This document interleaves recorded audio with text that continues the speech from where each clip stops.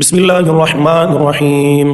سورہ طلاق، سورت نمبر 65۔ شروع کرتا ہوں اللہ تعالیٰ کے نام سے جو بڑا مہربان نہایت رحم والا ہے۔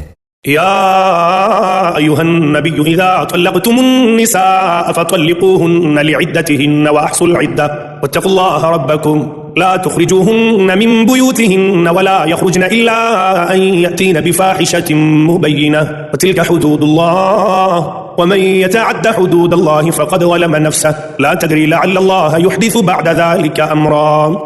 اے نبی، اپنی امت سے کہو کہ جب تم اپنی بیویوں کو طلاق دینا چاہو تو ان کی عدت کے دنوں کے آغاز میں انہیں طلاق دو، اور عدت کا حساب رکھو، اور اللہ سے جو تمہارا پروردگار ہے ڈرتے رہو۔ نہ تم انہیں ان کے گھروں سے نکالو اور نہ وہ خود نکلیں۔ ہاں، یہ اور بات ہے کہ وہ کھلی برائی کر بیٹھیں۔ یہ اللہ کی مقرر کردہ حدیں ہیں۔ جو شخص اللہ کی حدوں سے آگے بڑھ جائے اس نے یقیناً اپنے اوپر ظلم کیا۔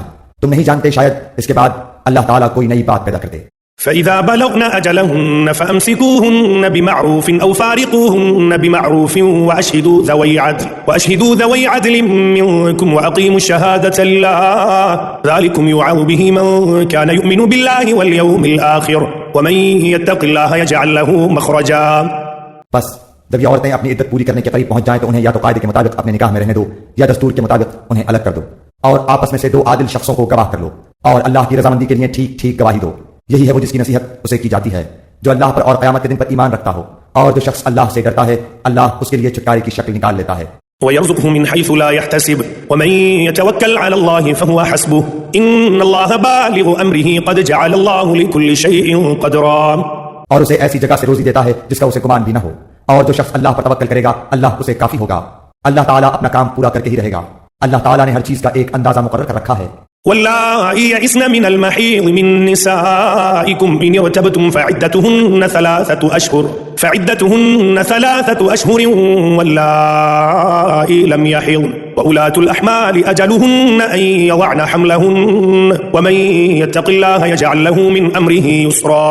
تمہاری عورتوں میں سے جو عورتیں حیض سے نا امید ہو گئی ہوں، اگر تمہیں شبہ ہو تو ان کی عدت 3 مہینے ہے، اور ان کی بھی جنہیں حیض آنا شروع ہی نہ ہوا ہو، اور حاملہ عورتوں کی عدت ان کے وضع حمل ہے، اور جو شخص اللہ تعالیٰ سے ڈرے گا اللہ اس کے ہر کام میں آسانی کر دے گا۔ ذلك امر الله انزله اليكم ومن يتق الله يكفر عنه سيئاته ويعظم له اجرا۔ یہ اللہ کا حکم ہے جو اس نے تمہاری طرف اتارا ہے، اور جو شخص اللہ سے ڈرے گا اللہ اس کے گناہ مٹا دے گا اور اسے بڑا بھاری اجر دے گا۔ اسكنوهن من حيث سكنتم من وجدكم ولا تضاروهن لتضيقوا عليهن وإن كن أولات حمل فأنفقوا عليهن حتى يضعن حملهن فإن أرضعن لكم فآتوهن أجورهن وأتمروا بينكم بمعروف وإن تعاسرتم فسترضع له أخرى۔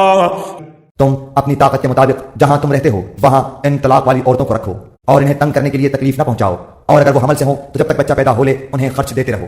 پھر اگر تمہارے کہنے سے وہی دودھ پلائیں تو تم انہیں ان کی اجرت دے دو، اور باہم مناسب طور پر مشورہ کر لیا کرو، اور اگر تم آپس میں کشمکش کرو تو اس کے کہنے سے کوئی اور دودھ پلائے گی۔ لينفق ذو سعة من سعته ومن قدر عليه رزقه فلينفق مما آتاه الله لا يكلف الله نفسا إلا ما آتاها سيجعل الله بعد عسر يسرا۔ کشادگی والے کو اپنی کشادگی سے خرچ کرنا چاہیے، اور جس پر اس کے رزق کی تنگی کی گئی ہو اسے چاہیے کہ جو کچھ اللہ تعالیٰ نے اسے دے رکھا ہے اسی میں سے اپنی حسب حیثیت دے۔ کسی شخص کو اللہ تکلیف نہیں دیتا مگر اتنی ہی جتنی طاقت اسے دے رکھی ہے۔ اللہ تنگی کے بعد آسانی و فراغت بھی کر دے گا۔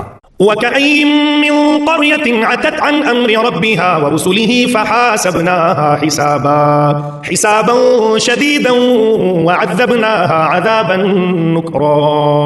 اور بہت سی بستی والوں نے اپنے رب کے حکم سے اور اس کے رسولوں سے سرتابی کی تو ہم نے بھی ان سے سخت حساب کیا اور انہیں عذاب دیا، اندیکھا سخت عذاب۔